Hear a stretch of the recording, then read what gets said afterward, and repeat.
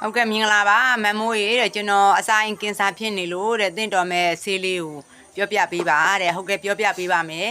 မမိုးကဆေးကုမ္ပဏီတစ်ခုကိုသွားတာဆေးရမြန်မာနိုင်ငံကထုတ်လုပ်တာမဟုတ်ပါဘူးနယူးဇီလန်ကထုတ်တဲ့ဆေးဖြစ်တဲ့အတွက်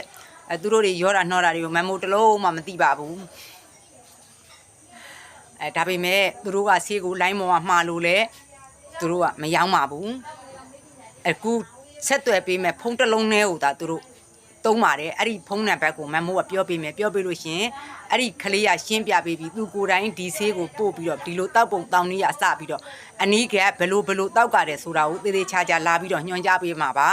လိုင်းမော်ကရောင်းတဲ့ဟိုသူတို့ကဆေးလို့မခေါ်ရဘူးတဲ့သူတို့ဆေးကိုသူတို့ဖြည့်ဆွက်စားလို့ခေါ်ရတယ်တဲ့ပျောက်တဲ့ယောဂါတွေကတော့ကင်ဆာပျောက်တယ်ကြောက်ကပျောက်တယ်အိမ်ခေါင်းကင်ဆာပျောက်တယ်နောက်လင်ငန်းဖြစ်နေတာပျောက်တယ်စီးကြိုသွေးကြိုပေါ့နော်ယောဂါတွေကတော့အကုန်လုံးပျောက်ပါတယ်သူတို့ရဲ့ဆေးနီဖော်ဆက်ထားတာတော့မမိုးမြန်မာလိုနားလဲတဲ့ဟာလောက်ကလေးပြောမယ်ဆိုရင်တမင်ဦးဂျိုရဲ့နောက်ဟိုတာဥတရီပေါ့နော်အဲ့ဒါနဲ့ဖော်ဆက်ထားတဲ့ဆေးနီကောင်းပေါ့နော်ဆေးကတော့သူတို့ဖော်ဆက်ထားတာတွေကမမိုးတို့မကြားဘူးတဲ့ဟိုဆေးတွေနဲ့ပေါ့နော်ဖော်ဆက်ထားတာဒါပေမဲ့သူတို့လက်တွေ့ပျောက်တဲ့လူတွေရဲ့ပြောစကားတွေကိုမမိုးကသေချာတိုက်ရိုက်တာသွားပြီးတော့ဆက်သွယ်ပြီးတော့မင်းမြန်လာခဲ့တာပေါ့နော်နားထောင်လာခဲ့တာပေါ့သူတို့ထဲမှာတကယ်လက်တွေ့သူတို့ကင်ဆာကိုပျောက်လို့ဖြစ်လာတဲ့လူကြောက်ကပျောက်တဲ့လူနောက်ဟိုဟာ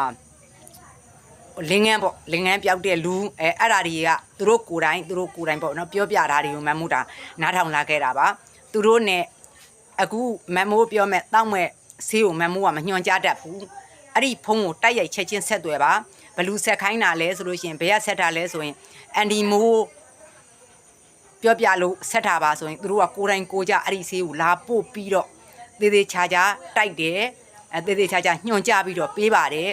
ဆေးကတော့နည်းနည်းတော့ကြီးတယ်ပေါ့နော်မမိုးဘလောက်တွေကြီးတယ်လို့တော့မမိုးမပြောတတ်ဘူးသူတို့ ਨੇ တိုက်ရိုက်ဆက်ကမဲ့ဖုန်းနံပါတ်ကိုမမိုးသေးချာပြောမယ်အားလုံးလည်းလိုက်မှတ်ထားပါအဲ့ဖုန်းကိုပဲဆက်သွယ်ပါမေးလို့ရှိရင်လည်းမမိုးအဆက်ခိုင်းတာလို့ပြောပါရပါတယ်39 266 423 914မမိုးပြန်ပြောပါမယ်266 423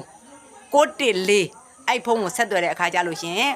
ဘလူးဆက်ခိုင်းတာလဲဆိုမမိုးကဆေးကိစ္စနဲ့ပတ်သက်လို့ဆက်ခိုင်းလို့ကျွန်တော်တို့ဘာယောဂဖြစ်နေတယ်ဘလို့တောက်ရမလဲဘလို့ဝယ်ရမလဲဆိုတာညွှန်ကြားပေးပါလို့ပြောပါလိုင်းပေါ်မှာဒီဆေးကိုသူတို့မရောင်းပါဘူးဘာလို့လဲဆိုတော့သူတို့ဆေးကိုရောင်းတယ်ဆိုလို့ရှိရင်ဟိုသူများကအတုပါညာဖြစ်မှာဆိုလို့